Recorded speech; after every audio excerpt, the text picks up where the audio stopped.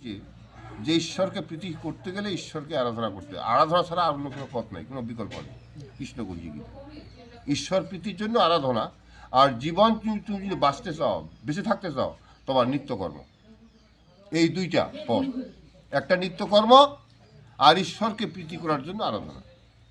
ভগবান কৃষ্ণ বলিস, তো এই উপাসনা করিস, ঈশ্বর উপাসনা করিস বলে করো না, তাহলে একটা দুটো থেকে কাটা বলবো।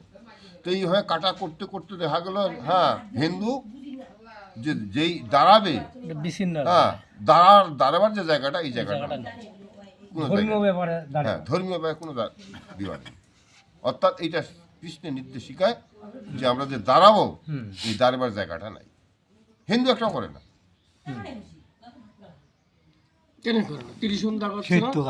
হিন্দু একটা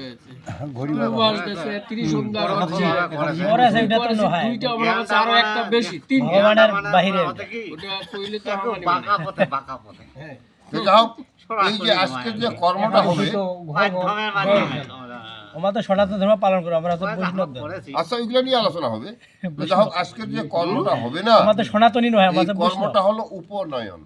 বলা যায় যে ওরা সনাতন। এই উপনয়ন সংস্কারটা আবার দেখা গেল পুরাণে যে বিষয় আর কি, পুরাণও আছে সনাতনের মধ্যে নয়, এবং বেদে বলিছে যে উপনয়ন সংস্কারের কিন্তু একটা বয়স কিন্তু বাঁধানো আছে। কেমন বয়সটা? যে মেধা সম্পূর্ণ ব্যক্তি যদি হয়ে থাকে সন্তান, তাহলে ওই সন্তানটার 8 বছরে দেওয়া উপনয়ন করা যায়। আর দেখা গেল একটু কম কম, হ্যাঁ, তাহলে দেখা গেল তার 12 বছর, 12, 8 আর হলো 16, আর শেষে দেখা গেল 24 বছর। 24 বছর মাধ্যমে উপনয়ন সংস্কার হইতে হয়।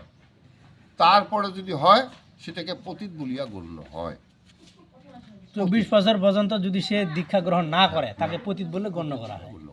মানে যেই জমিটাতে কোনো আবাদ পানি হয় না। তাহলে এই যে উপ শব্দের অর্থ কি এবং নয়ন শব্দের অর্থ কি?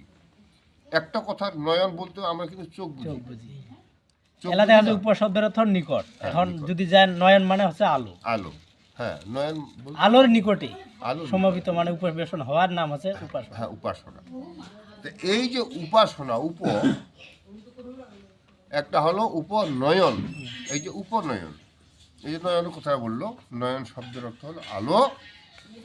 তাহলে এই যে আমরা বলি যে 3টি নয়ন আছে, 3টা নয়ন, তাহলে 3টা নয়ন কি?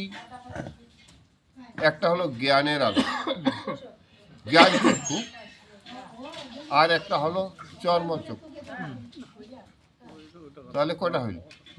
দুইটা। এই যে চর্মচক্ষু দুইটাই মানে একটা, আর একটা হলো জ্ঞান চক্ষু, হ্যাঁ, আর একটা হলো দিব্য চক্ষু। জ্ঞান চক্ষু, দিব্য চক্ষু, চর্মচক্ষু। তাহলে জ্ঞান চক্ষু কোনটা, দিব্য চক্ষু কোনটা, চর্মচক্ষু কোনটা? এই জন্য একটা মানুষের জন্ম হয়।